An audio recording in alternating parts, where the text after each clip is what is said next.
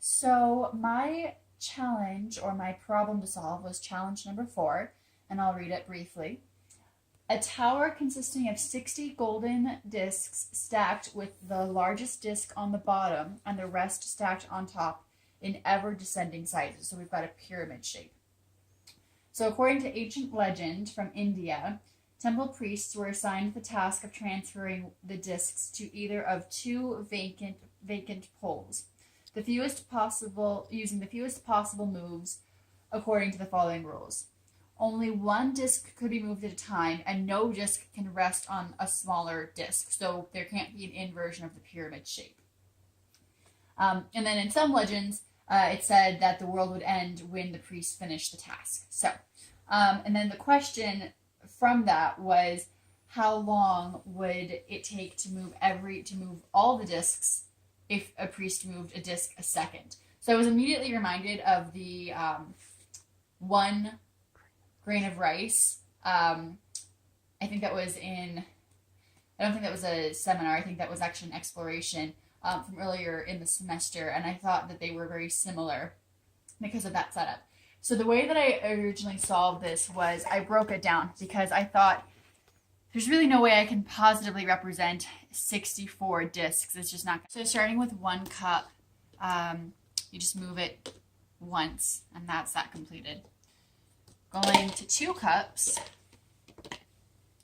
move once, twice, 3 times.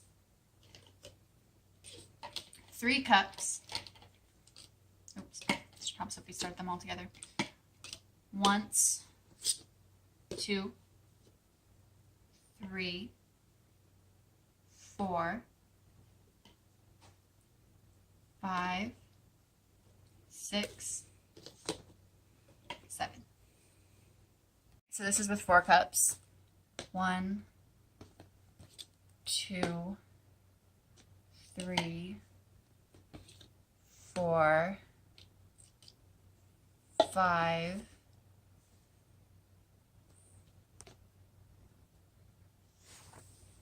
6, 7,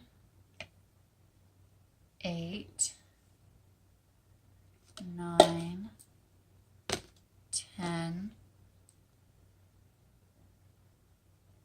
11,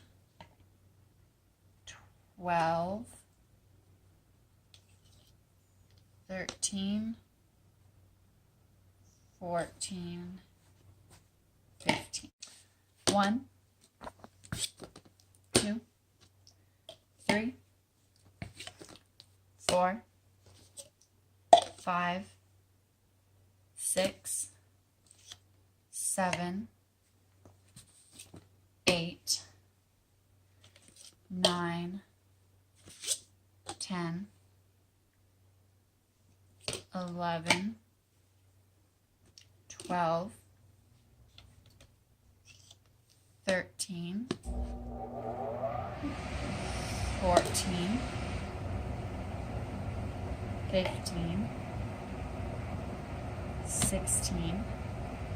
So this is basically almost the downward, the other side of this essentially, now that we've crossed to 16. So 17, 18, 19, 20, 21, 22, 23, 24, 25, 26, 27, 28, 29, 30, and the final one is 31. So with that, and let me kind of just show you this real quick. This was my original attempt. You'll see here, this was the equation I ultimately worked out from doing the physical representation. This was my attempt to try to do it on paper two-dimensionally, and the arrows were getting really cumbersome, and they weren't really helping me represent it in a authentic way, or in a way that was making sense to me. So I switched to an actual representation that I could manipulate in a three-dimensional capacity. So I thought that was really helpful. So my summary of my initial thoughts. I thought it was kind of an interesting concept. I liked the idea, I liked the premise of the challenge question, giving it like kind of some mystique factor. I thought that was kind of cool. But I thought moving 64 discs, or cups in this case, would be really difficult. And later on, I was right. Spoiler alert. And so what I wanted to do was break it down to smaller numbers and see if I could identify a pattern. So 1 cup or disc, 2, 3, 4, 5, and so on. And at that point, that's when I began to notice the exponential growth when you introduce an additional cup. So taking those findings, I was able to find 2 to the nth power, n representing the number of cups, minus 1 would get the number of moves. So plugging in to the 64th power with 64 discs minus 1, that gets you a ridiculous number. Let me see. Doing the math of 2 to the 64th power minus 1 gave me 18 quintillion, over 18 quintillion. And then in years, that works out to be just under 585 billion years to move that many discs one at a time, keeping in mind that you can't have a bigger one on top of a smaller one. So I'm really glad I stopped counting at 6 cups. So in looking back from the beginning of my problem-solving process, I definitely thought my challenge question was kind of interesting, because where other questions I think would work better, making charts and graphs and things like that, for me, the way that I process and the way that I work best is with 3D representations. It always has been.